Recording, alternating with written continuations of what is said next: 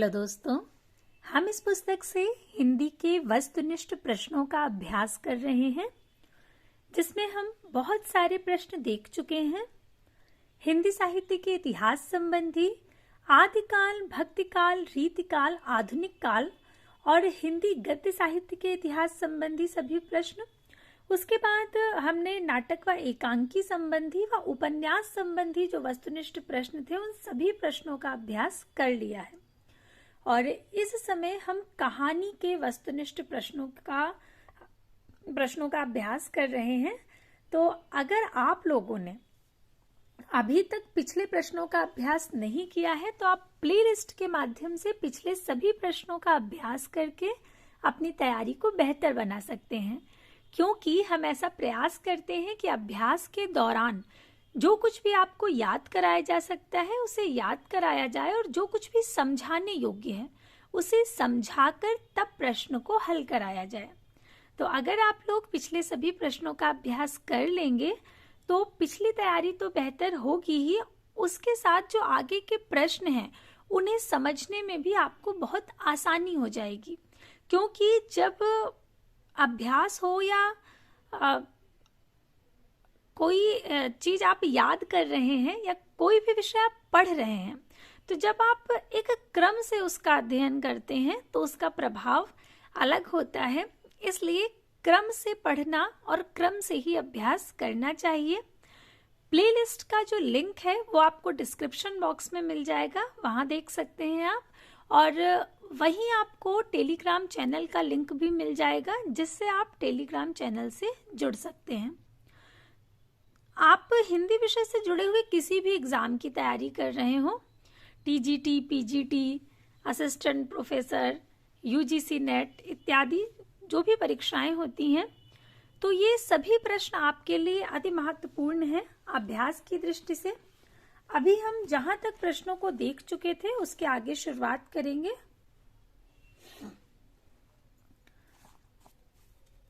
हमने यहां तक प्रश्न देख लिए थे।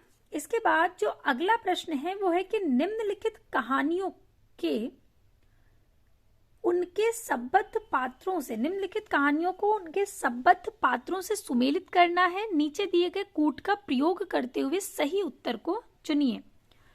यहाँ एक तरफ कहानी दी गई है और एक तरफ पात्र दिए गए हैं। गदल, गुलकी बन्नो, पिसनहारी का कुआं, एक ठहरा हुआ चाकू, ये सब कहानियां हैं। गदल रांगे राघव की कहानी है। गुलकी बन्नो ये धर्मवीर भारती की कहानी है। पिसनहारी का कुआं मुंशी प्रेमचंद जी की कहानी है। और एक ठहरा हुआ चाकू मोहन राकेश जी की कहानी है। और इस तरफ पात्र दिए गए हैं।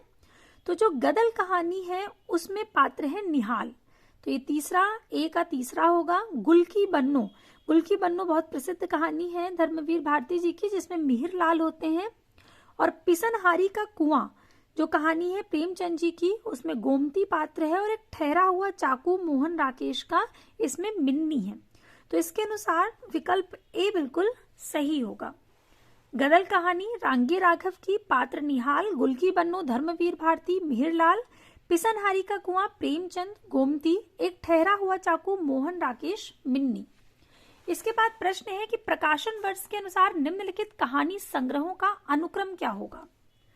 तो इसमें सबसे पहले आएगा इंसान के खंडहर। खंडहर जो है ये मोहन राकेश का कहानी संग्रह है और 1950 ईस्वी इसका प्रकाशन वर्ष है। उसके बाद निर्मल वर्मा का परिंदे, ये कहानी संग्रह इनका बहुत प्रसिद्ध कहानी संग्रह है, जो कि 1960 ईस्वी में प्रकाशित हुआ था।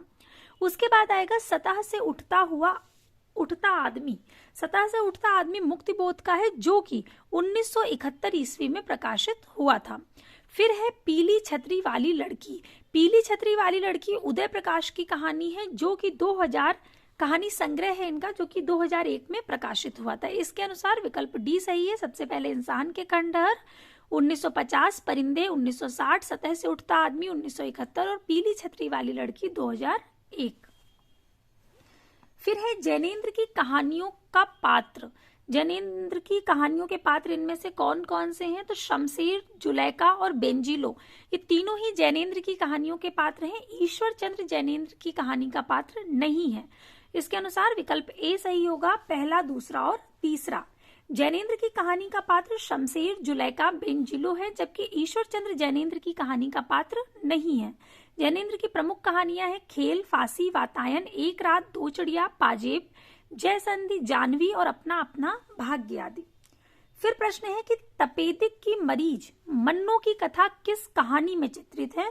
तो तपेदिक की मरीज मन्नो की जो कथा है वो बादलों के घेरे कहानी में संकलित है। विकल्प बी सही होगा। अन्य विकल्प है सुहागिनी, जिंदगी और गुलाब और मैं हार गई। कृष्णा सोबती की कहानी है ये बादलों के घेरे। उसका जो विषय है उसमें तपेदिक की मरीज मन्नो को दिखाया गया है, उसकी कथा को चित्रित किया गया है। इनकी अन्य कहानियां हैं सिक्का बदल गया, जबकि जिंदगी और गुलाब के फूल कहानी उषा प्रियमवदा की है और मैं हार गई मन्नू भंडारी की कहानी है। फिर है कि बच्चन सिंह सिहर सा गया और उसके हाथों की अभ्यस्त निठुराई को जैसे किसी मानवीय कोमलता ने धीरे से छू लिया। उपर्युक्त कथन किस कहानी का है? तो ये कहानी है राजा निर्बंसिया कमलेश्वर की। विकल्प सी सही होगा। उस कहानी का ये कथन है। अन्य विकल्प है अमृतसर आ गया, सिक्का बदल गया और उसने कहा था।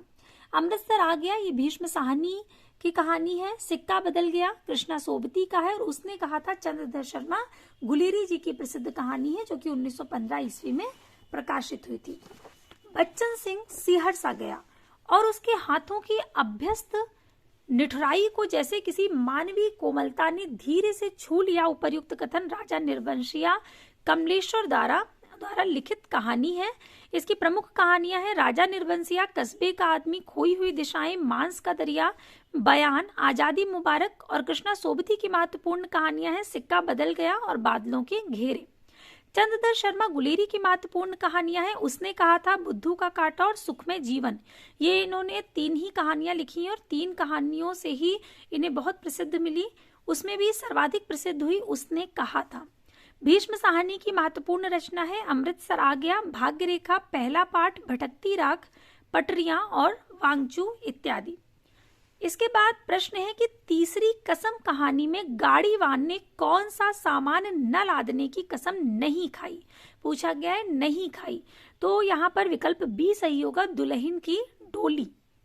इसमें जो हीरामन होता है, हीरामन और हीराबाई की कथा है तीसरी कसम। इस पर हम लोग पहले भी चर्चा कर चुके हैं पिछली कक्षाओं में।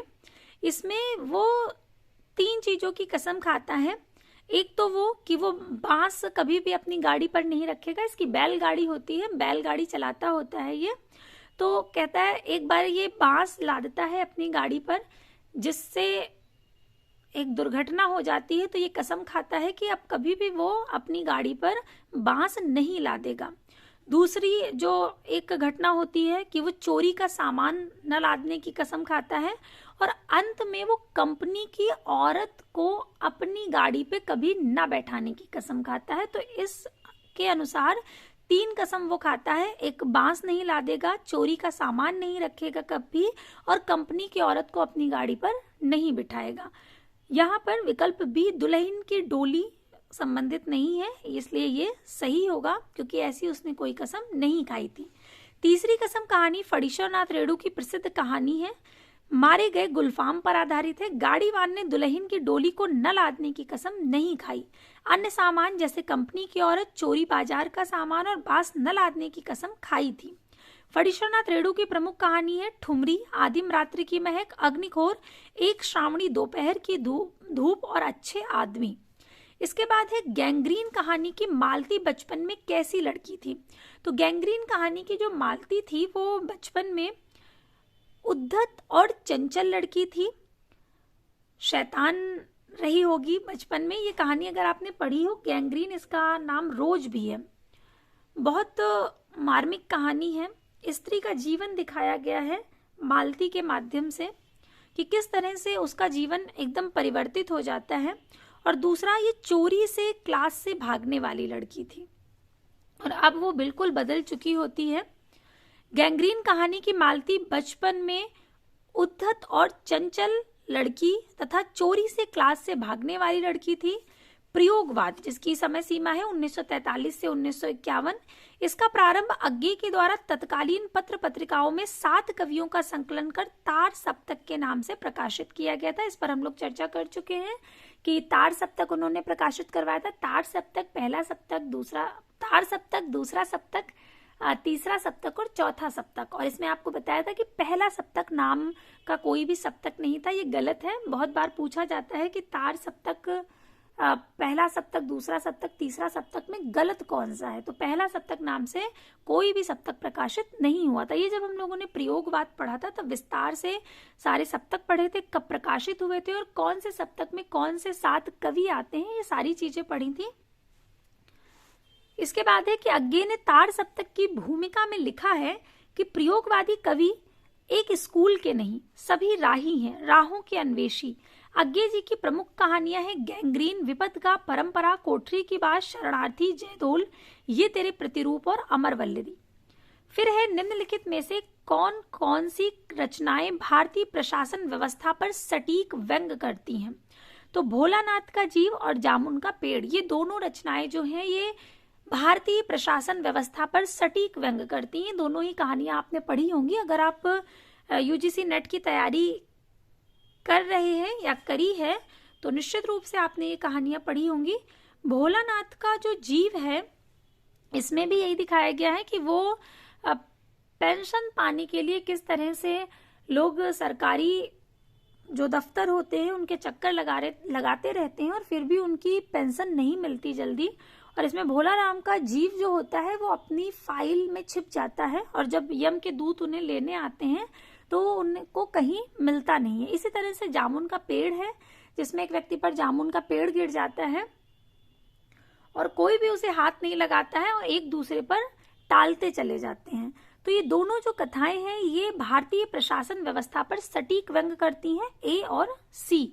तो विकल्प ए सही होगा जिसमें ए और सी विकल्प आए हैं। भारतीय प्रशासन व्यवस्था पर सटीक व्यंग करने वाली रचनाएं हैं भोला राम का जीव जो कि हरिशंकर परसाई की है और जामुन का पेड़ ये कृष्णचंद्र की है। सिक्का बदल गया कृष्णा सोबती की कहानी है और पिता ज्ञान रंजन की। हरिशंकर परसाई के व्यंग्यात्मक निबंध है पगडंडियों का जमाना, जैसे उनके दिन फिरे, सदाचार की ताबीज, विकलांग श्रद्धा का दौर, भूत के पांव पीछे, सुनो भाई साधो और तुलसीदास चंदन घिसे इत्यादि।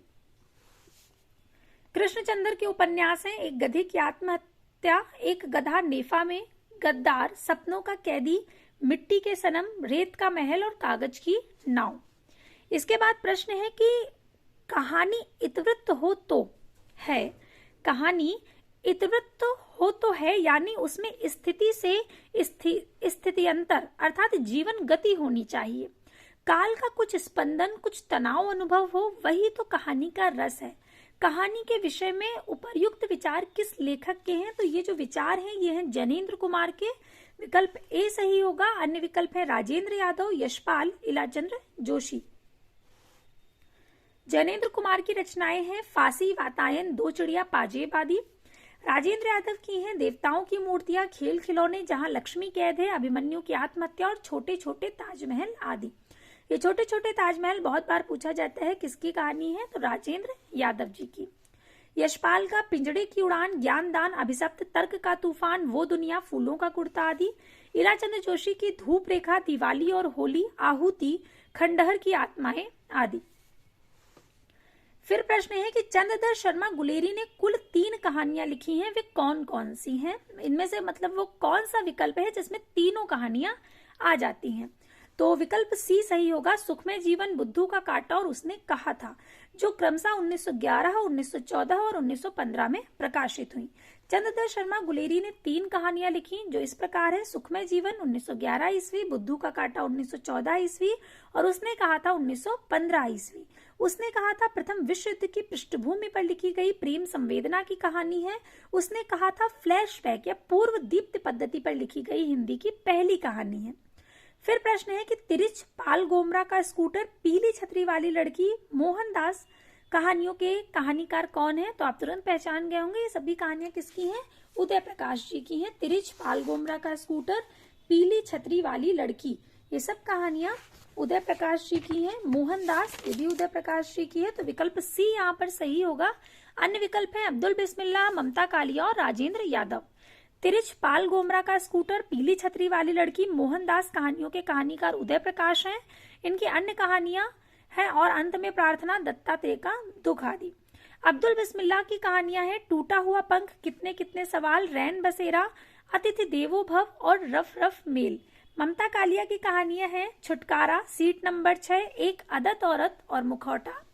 राजेंद्र यादव की कहानी है देवताओं की मूर्तियां, खेल खिलौने, जहां लक्ष्मी कैद है, अभिमन्यु की आत्महत्या, छोटे छोटे ताजमहल, किनारे से किनारे तक, टूटना, अपने पार, ढोल और अन्य कहानियां तथा हासिल और अन्य कहानियां। फिर है उसने कहा था कहानी का नायक निम्न में से कौन है? सूबेदार हजारा सिंह, लहना सिंह, भगत सिंह या हरभजन सिंह। तो उसने कहा था कहानी का जो नायक है वो लहना सिंह होता है।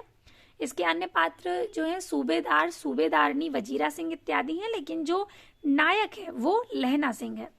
उसने कहा था कहानी जो कि 1915 ईस्वी में प्रकाशित हुई, चंद्रधर शर्मा गुलेरी जी की कहानी है, उसका नायक लहना सिंह है। उसने कहा था ये प्रथम विश्व युद्ध की पृष्ठभूमि पर लिखी गई प्रेम संवेदना की कहानी है और ये फ्लैशबैक या पूर्व दीप्त पद्धति पर लिखी गई हिंदी की पहली कहानी है। गुलेरी जी की अन्य 2 कहानियां सुखमय जीवन, बुद्धू का कांटा आदि हैं और सूबेदार हजारा सिंह भी उसने कहा था कहानी के पात्र हैं। इन्होंने 3 ही कहानियां लिखी, सुखमय जीवन, बुद्धू का कांटा और उसने कहा था, जो क्रमशः 1911, 1914 और 1915 में प्रकाशित हुई। सही विकल्प बताओ। में प्रासंगिक कथाओं का अवसर नहीं होता, तो कहानी में प्रासंगिक कथाओं का अवसर नहीं होता है। कारण यह है कि जो कहानी का आकार होता है वो छोटा होता है, जबकि निबंध, उपन्यास और नाटक इत्यादि में जो प्रासंगिक कथाएं होती हैं उनको रखा जाता है, क्योंकि इनका आकार भी बड़ा होता है और इसमें जीवन के बहुत लंबे एक कालखंड को लिया जाता है, जबकि कहानी में एक छोटा अंश ही लिया जाता है। कहानी में प्रासंगिक कथाओं का अवसर नहीं होता है, जबकि उपन्यास, निबंध और नाटक में प्रासंगिक कथाओं का अवसर होता है। इसके बाद है इंदुमती कहानी के लेखक कौन है? तो इंदुमती कहानी जो है ये किशोरीलाल गोस्वामी जी की है। विकल्प बी सही होगा। इसे हमने ऐसे याद किया था कि इंदु और किशोरी सखी हैं आपस में, और ये इंदुमती कब प्रकाशित हुई थी? 1900 ईस्वी में प्रकाशित हुई थी और आचार्य रामचंद्र शुक्ल जी ने इंदुमती को हिंदी की पहली कहानी माना है। इंदुमती किशोरीलाल गोस्वामी द्वारा लिखी गई कहानी है। हिंदी में लिखी गई इस प्रथम कहानी का जो प्रकाशन है ये सन 1900 में सरस्वती पत्रिका में हुआ। 11 वर्ष का समय आचार्य रामचंद्र शुक्ल द्वारा लिखी गई कहानी है, जो कि 1903 में प्रकाशित हुई थी। और भगवान दास की कहानी का नाम है प्लेग की चुड़ैल। इसे हमने ऐसे याद किया था कि चुड़ैल से कौन बचा सकता है? भगवान। फिर है दुलाई वाली किस विधा की रचना है? तो दुलाई वाली कहानी है राजेंद्र बाला घोष जी की। तो इसमें विकल्प ए सही होगा। अन्य विकल्प है रेखा चित्र, उपन्यास और संस्मरण। इसके आगे इसका जो व्याख्या भाग है वो देखते हैं।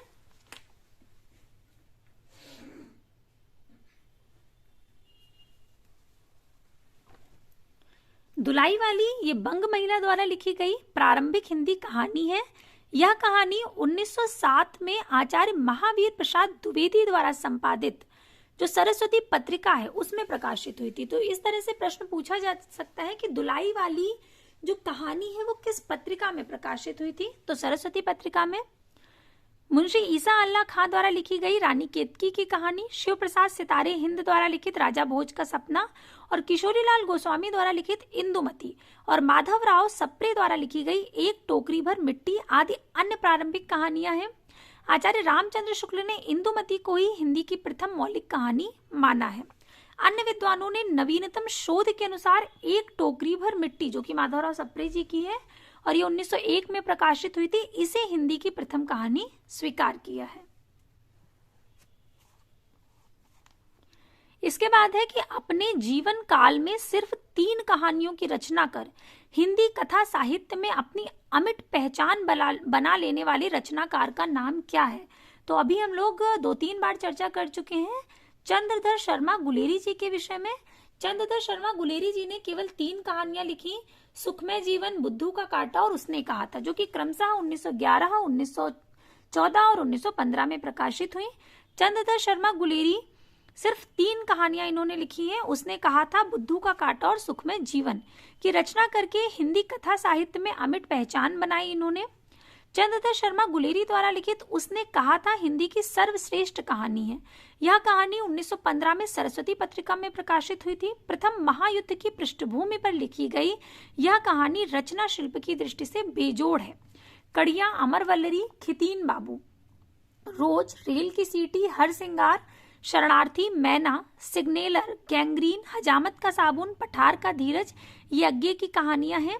ये बहुत बार पूछी जाती हैं। इनमें से जैसे खितीन बाबू किसकी कहानी है, तो अज्ञे की, पठार का धीरज, रेल की सीटी, रोज जिसका, और अमर वल्लरी इत्यादि, ये सभी अज्ञे की कहानियां हैं। और विपथगा, कोठरी की बात, जयदोल, अमर वल्लरी और ये तेरे प्रतिरूप तथा परंपरा, ये इनके कहानी संग्रह हैं। इसके बाद है प्रेमचंद की कौन सी कृति अंग्रेजों द्वारा जब्त कर ली गई थी, तो सोजे वतन विकल्प बी सही होगा। अन्य विकल्प है कायाकल्प, निर्मला और इनमें से कोई नहीं। कथा सम्राट प्रेमचंद युग प्रवर्तक उपन्यासकार के साथ साथ युग प्रवर्तक कहानीकार भी हैं। प्रेमचंद प्रारंभ में नवाब राय नाम से उर्दू में कहानियां लिखते थे। प्रेमचंद द्वारा लिखित उर्दू कहानियों के संग्रह सोजे वतन को अंग्रेजी सरकार ने जब्त करके जलवा दिया था। प्रेमचंद ने लगभग 300 कहानियां लिखी। 8 खंडों में इनका जो संकलित है मानसरोवर में इनकी सभी कहानियां संकलित है और वो 8 खंडों में विभाजित है। 8 खंडों में प्रकाशित हुआ था। पंच परमेश्वर, बूढ़ी काकी, मंत्र, सवा सेर गेहूं, आत्माराम, शतरंज के खिलाड़ी, बड़े भाई साहब, सुजान भगत, माता का मंदिर, गृह त्याग, पूस की रात, ठाकुर का कुआं, कफन, नमक का दरोगा आदि प्रेमचंद की प्रमुख कहानियां हैं। इसके बाद है निम्नलिखित में से किस कहानी के लेखक प्रेमचंद नहीं है, तो विकल्प डी सही होगा, छोटा जादूगर। इसके अतिरिक्त बड़े घर की बेटी, मिस पद्मा और ठाकुर का कुआं, ये प्रेमचंद की कहानियां हैं, जबकि छोटा जादूगर ये जयशंकर प्रसाद की कहानी है। इसके बाद प्रश्न है कि सफेद कौवा कहानी के लेखक कौन है, तो सफेद कौवा कहानी है मंजुल भगत की, विकल्प ए सही होगा। अन्य है रमेश बत्रा, मृदुला गर्ग और सुरेंद्र तिवारी। सफेद कौवा नामक कहानी की लेखिका मंजुल भगत है। दुनिया का कायदा, उसका विद्रोह, डेफोडिल जल रहे हैं नामक कहानियों की लेखिका मृदुला गर्ग है। यहाँ पर लेखक दिया गया है जबकि प्रश्न में लेखिका होना चाहिए। इसके बाद है निर्मल वर्मा का चर्चित कहानी संग्रह कौन सा है, तो निर्मल वर्मा का चर्चित कहानी संग्रह है परिंदे, जो कि 1960 ईस्वी में प्रकाशित हुआ था। इसके अतिरिक्त जो विकल्प है वे हैं तलाश, बंजर और इनमें से कोई नहीं। परिंदे बीच बहस में पिछली गर्मियों में निर्मल वर्मा द्वारा लिखे गए कहानी संग्रह है। लंदन की रात, कुत्ते की मौत निर्मल वर्मा की प्रमुख कहानियां हैं, जबकि बंजर दिनेश पालीवाल की कहानी है और तलाश कमलेश्वर की चर्चित कहानी है। फिर है दामुल का कैदी के लेखक कौन है, दामुल का कैदी मुंशी प्रेमचंद जी की कहानी है, विकल्प सी सही होगा। अन्य विकल्प है प्रसाद, सुदर्शन और यशपाल।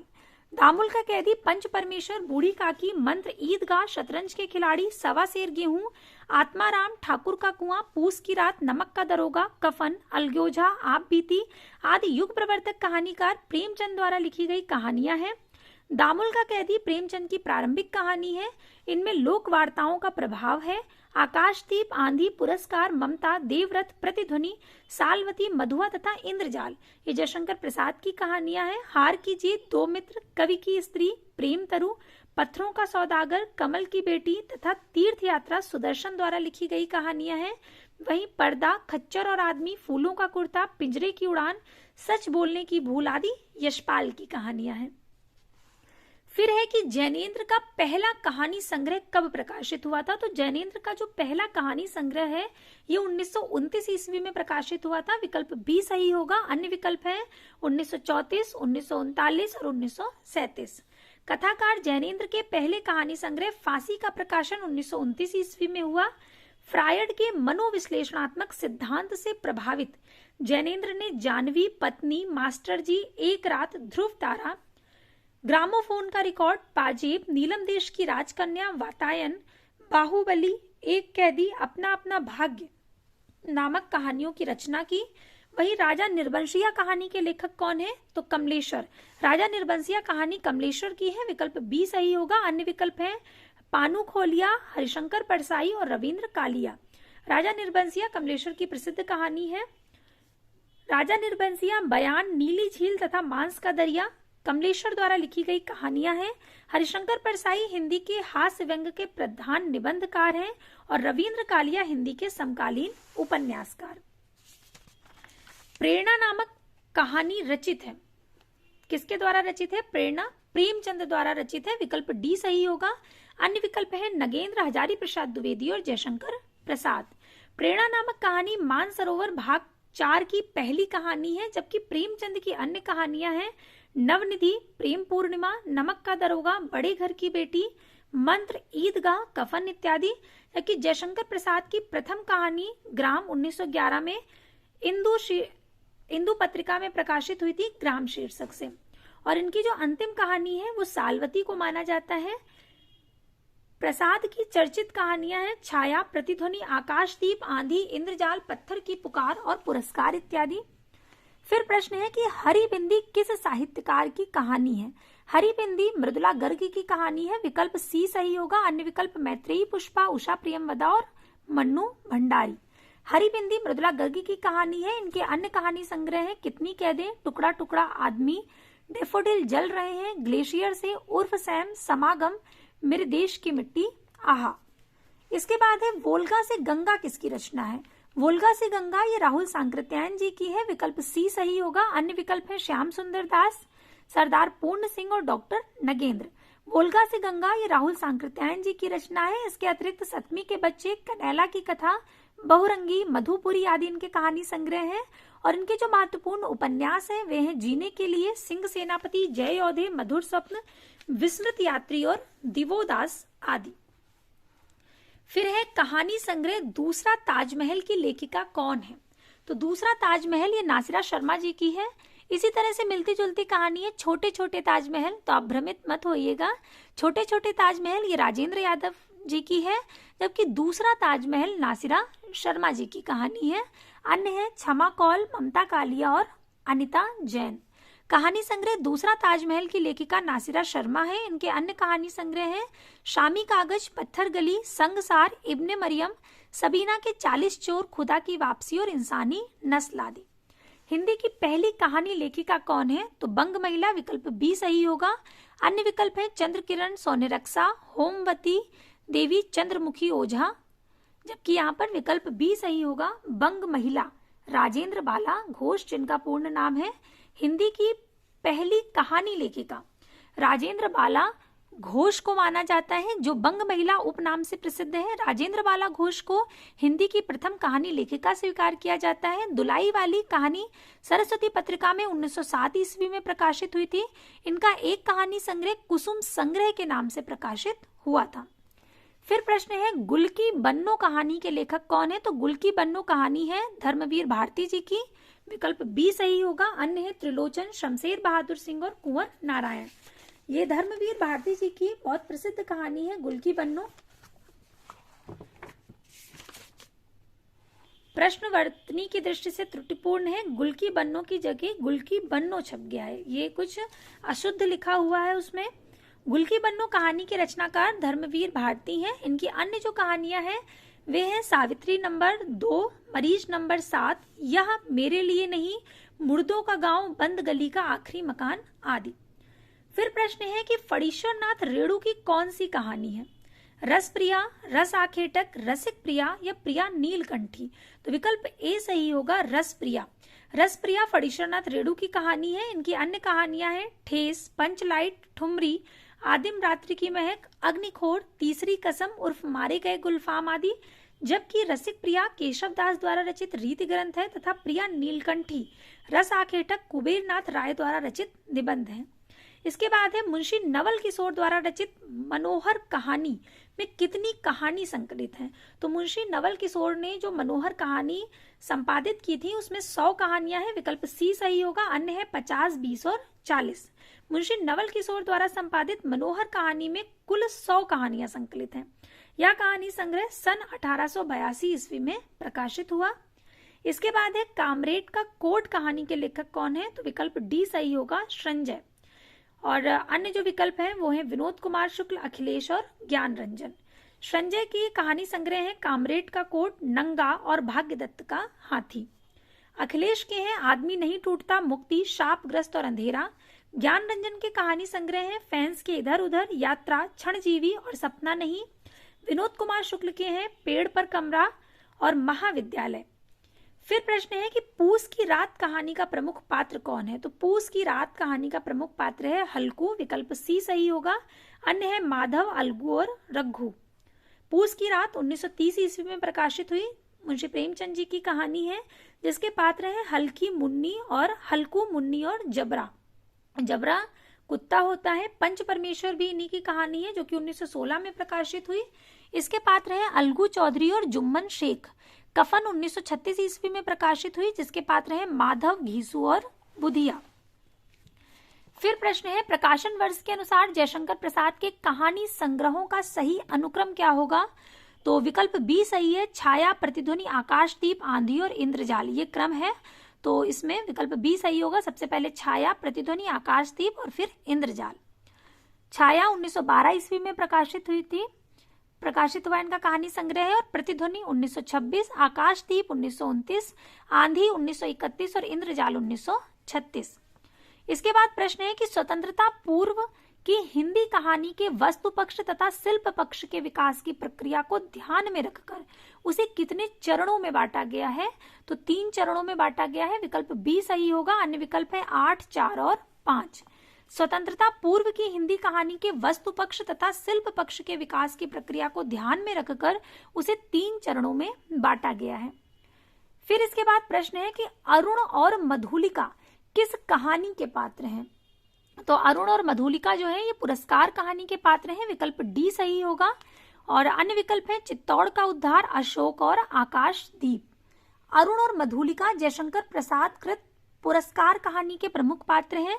अन्य सभी कहानियां जयशंकर प्रसाद की हैं। जयशंकर प्रसाद की कहानियां हैं अशोक, आकाशदीप, चित्तौड़ का उद्धार, पत्थर की पुकार, उस पार का योगी, चंदा, देवदासी, ममता, खंडहर की लिपि, घीसू, चूड़ी वाली, विसाती, सालवती, गुंडा, छोटा जादूगर, ग्राम इत्यादि। ग्राम 1911 ईस्वी में प्रकाशित हुई जयशंकर प्रसाद की पहली कहानी है, जो कि इंदु पत्रिका में प्रकाशित हुई थी। और सालवती इनकी अंतिम कहानी है, जो कि 1936 ईस्वी में प्रकाशित हुई थी। फिर है भीष्म साहनी द्वारा रचित कहानी संग्रह इनमें से कौन सा नहीं है? भाग्य रेखा, वांगचू, काट का सपना या निशाचर। तो जो काट का सपना कहानी संग्रह है ये मुक्तिबोध का है, न कि भीष्म साहनी का। काट का सपना प्रमुख समकालीन कहानीकार मुक्तिबोध की कहानी है। मुक्तिबोध की कहानियां हैं काट का सपना, सतह से उठता आदमी आदि। भीष्म साहनी के कहानी संग्रह है भाग्य रेखा, पहला पाठ, भटकती राख, पटरियां, वांगचू, शोभा यात्रा, निशाचर, पाली, डायन आदि। चीफ की दावत, अमृत शहर आ गया, ओ हरामजादे, त्रास इत्यादि, ये इनकी कहानी है। इसके बाद है जैनेन्द्र कुमार द्वारा रचित कहानी संग्रह इनमें से कौन सा नहीं है? तो इंसान के खंडहर जैनेन्द्र कुमार का नहीं है। इंसान के खंडहर मोहन राकेश जी का कहानी संग्रह अभी हम देख भी चुके हैं, 1950 ईस्वी में प्रकाशित हुआ था। मोहन राकेश के अन्य कहानी संग्रह इंसान के खंडहर, नए बादल, जानवर और जानवर, एक और जिंदगी और फौलाद का आकाश आदि। जैनेन्द्र के कहानी संग्रह फांसी, वातायन, दो चिड़िया, एक रात, नीलम देश की राजकन्या, खेल, पाजेब, जय संधि आदि हैं। कहानी के प्रमुख पात्र कौन से होते हैं? उपमान, अलंकार, पात्र या रस। तो विकल्प बी सही होगा, पात्र, ये उसके प्रमुख तत्व हैं। कहानी हिंदी में गद्य लेखन की एक विधा है। 19वीं सदी में इस विधा का विकास हुआ। कथा वस्तु, पात्र या चरित्र चित्रण, कथोपकथन अथवा संवाद, देश काल अथवा वातावरण, भाषा शैली और उद्देश्य, ये कहानी के प्रमुख तत्व हैं। जब हम काव्य शास्त्र पढ़ते हैं तो उसमें हम कहानी के प्रमुख तत्व, उपन्यास के प्रमुख तत्व इत्यादि पढ़ते हैं। तो उसमें जो उपमान है वो नहीं भी होगा, कहानी में कोई आवश्यक नहीं है। अलंकार की भी आवश्यकता नहीं है। रस इत्यादि भी कहानी में महत्वपूर्ण स्थान नहीं रखते हैं। पात्र जो है वो उसका प्रमुख तत्व है, ये अनिवार्य है, होना ही चाहिए। अगला है कि प्रकाशन वर्ष के अनुसार निम्नलिखित कहानी संग्रहों का सही अनुक्रम क्या होगा? तो सबसे पहले अज्ञे की शरणार्थी जो कि 1948 ईस्वी में आई थी वो आएगी। उसके बाद ठुमरी फणीश्वरनाथ रेणु जी की है, ये 1959 ईस्वी में प्रकाशित हुई। सतह से उठता हुआ आदमी, ये मुक्तिबोध की कहानी है जो कि 1971 में प्रकाशित हुई। और शोभा यात्रा ये भीष्म साहनी जी की कहानी है और ये कहानी संग्रह 1981 ईस्वी में प्रकाशित हुआ था। तो इसके अनुसार विकल्प ए सही हो जाएगा, शरणार्थी, ठुमरी, सतह से उठता आदमी और फिर शोभा यात्रा। इसके बाद प्रश्न है कि किस सदी में गद्य में एक नई विधा का विकास हुआ जिसे कहानी के नाम से जाना जाता है?